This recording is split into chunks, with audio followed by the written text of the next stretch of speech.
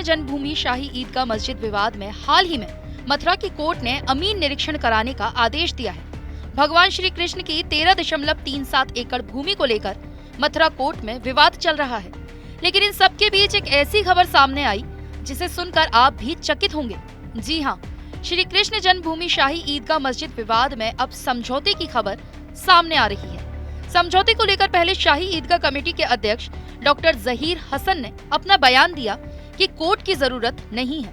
जवाब में हिंदू महासभा ने भी अपनी प्रतिक्रिया दी। मथुरा में श्री कृष्ण जन्मभूमि विवाद में सर्वे के आदेश के बाद मुस्लिम पक्ष ने समझौते की बात कही है। शाही ईदगाह कमेटी के अध्यक्ष डॉक्टर जहीर हसन ने कहा कि सर्वे की जरूरत नहीं है, इस विवाद का हल समझौते के जरिए निकाला जा सकता है। जहीर हसन ने इस बयान के बाद हिंदू महासभा के राष्ट्रीय कोषाध्यक्ष दिनेश शर्मा का कहना है कि हिंदू महासभा ने राम जन्मभूमि का केस लड़ा, अब हिंदू महासभा श्री कृष्ण जन्मभूमि का भी केस लड़ रही है।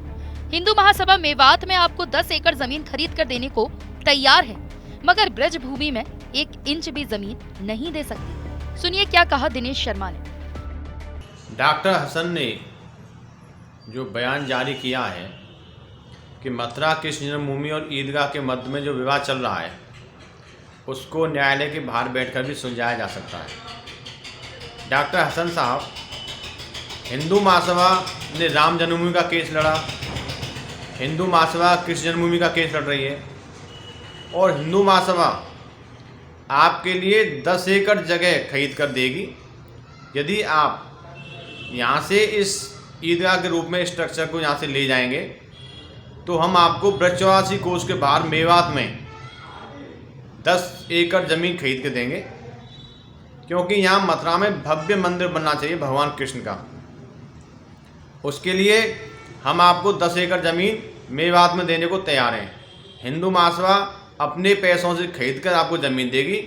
आप अपने मुस्लिम पक्ष से बात कर लीजिए, क्योंकि मेवात में आपका मुस्लिम पक्ष भी ज़्यादा रहता है, वहाँ आपके लिए सुटेबल भी रहेगा, क्योंकि यह ब्रज 84 कोस है, ये भगवान कृष्ण के द्वारा ये बनाया हुआ गोलोक भूमि है। हम ब्रज 84 कोस में आपको 1 इंच भी ज़मीन नहीं देंगे। यदि आप बनाना चाहें तो मेवात में बना सकते हैं, हम आपको वहाँ 10 एकड़ ज़मीन खरीद कर देंगे।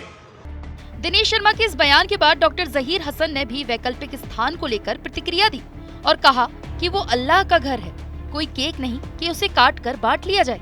सुनिए जहीर हसन ने क्या कहा।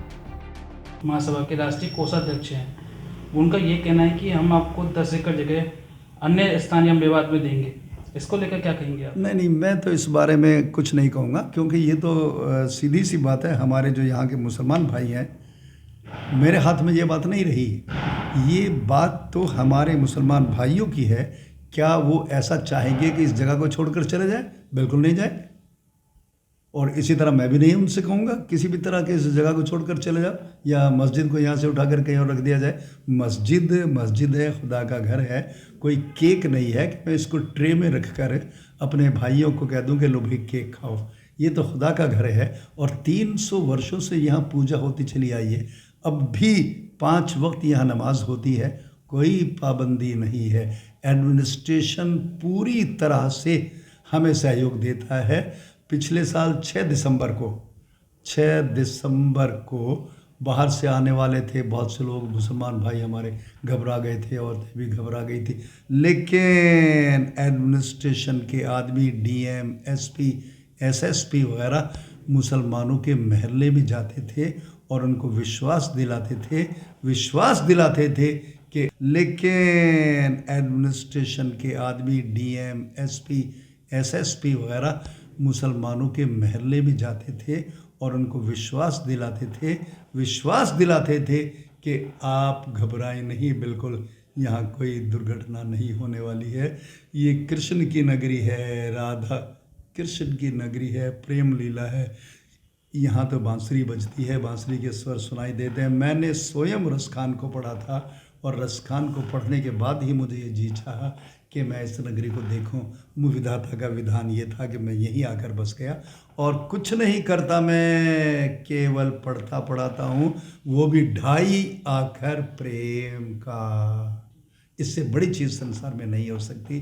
मैं चाहता हूँ कि जो 2.5 एकड़ प्रेम का मेरे पास है, मुझे गुरुजनों से, विद्या माई से जो मुझे संदेश मिला है प्रेम का, वो संदेश मैं अपने भाई बहनों में, विद्यार्थियों में बांटता रहूं और ख़ुद भी अपने आप को तसल्ली रहे और जो सुनने वाला है वो भी देखे कि हाँ 2.5 एकड़ प्रेम का कितना सशक्त और शक्तिशाली, और हमारे देश को और इस समय को, इस समाज को, एक तरफ से अजान की आवाज़ उठती है, दूसरी तरफ से भजन कीर्तन, दोनों नहीं हज़ारों आवाज़ें उठती हुई एक दूसरे के गले मिलती है, परमपिता परमेश्वर अल्लाह ताला के पास जाती हैं। भाई वो ये ऐसा तो हो ही नहीं सकता कि एक पूरब जाए, एक पश्चिम जाए, उत्तर जाए, एक दक्षिण जाए, सब जाएंगे तो उसी के पास ना, विधाता के पास जाएंगी। और विधाता भी चाहता है, और ये दोनों आवाज़ें, सैकड़ों आवाज़ें भी ये चाहती हैं कि मेरी ब्रज नगरी में, मथुरा नगरी में सुख शांति बना रहे। आपको बता दें कि इस पूरे विवाद की असली जड़ 13.37 एकड़ जमीन है। ये पूरा विवाद 13.37 एकड़ जमीन के मालिकाना हक को लेकर चल रहा है, जिसमें से 10.9 एकड़ जमीन श्री कृष्ण जन्म स्थान के पास है और 2.5 एकड़ जमीन शाही ईदगाह मस्जिद के पास है। मथुरा में इस विवाद की चर्चा तब शुरू हुई जब अखिल भारत हिंदू महासभा ने ईदगाह मस्जिद के अंदर भगवान श्री कृष्ण की मूर्ति स्थापित करने और उसका जलाभिषेक करने का फैसला लिया था। हालांकि हिंदू महासभा ना तो वहां मूर्ति स्थापित कर सकी और ना ही जलाभिषेक कर सकी। इसी के बाद वहां से शाही ईदगाह मस्जिद को हटाने की मांग उठने लगी। फिलहाल 20 जनवरी को सर्वे होना है, कोर्ट में सुनवाई होनी है, उसके बाद ही नतीजे के कुछ आसार हैं। बहरहाल ये विवाद कब तक सुलझेगा और ये 13.37 एकड़ जमीन किसके पाले में जाएगी, इस बात का अभी किसी को कोई अंदाजा नहीं है।